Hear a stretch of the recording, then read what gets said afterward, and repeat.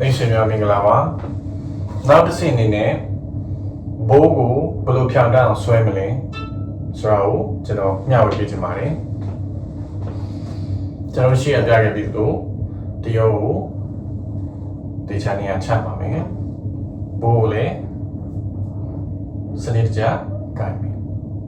နော်ဒီနှစ်ခုရပြီဆိုရင်ကျွန်တော်တို့ဘိုးကိုဘယ်လိုဖြောင်းတန်းအောင်ဆွဲမလဲအဲ့တော့လက်ဖြန့်လက်မောင်းနော်လက်ဖြန့်ဘိုးနဲ့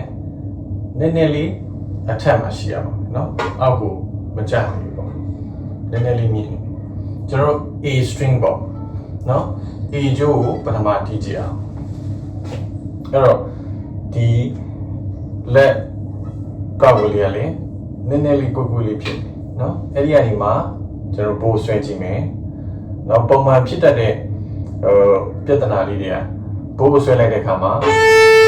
ဒီလိုမျိုးဘေးကိုထွက်သွားတယ်ပေါ့နော်။ဘာကြောင့်လဲဆိုတော့ဒီလက်မောင်းကအနောက်ကိုကာသွားလို့နော်။ဆိုတော့အဲ့ဒါလေးကိုသတိထားမယ်။ဒီဟာလေးကိုလက်မောင်းလေးကိုနောက်ကိုညာဘက်ပေါ့နော်။ဒီဘက်ကိုမထွက်ပါစေနဲ့။ပြီးရင်ဘိုးပြန်ပြီးတော့ညှောင်းမယ်နော်။ကျွန်တော်တို့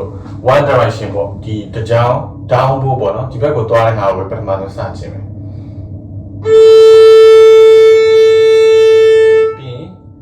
ညောင်းမယ် lift ညောင်းမယ်နော်အဲ့ဒါလေးကိုဘိုးဒီဘက်ကိုထွက်တာဒီဘက်ကိုထွက်တာမဖြစ်အောင်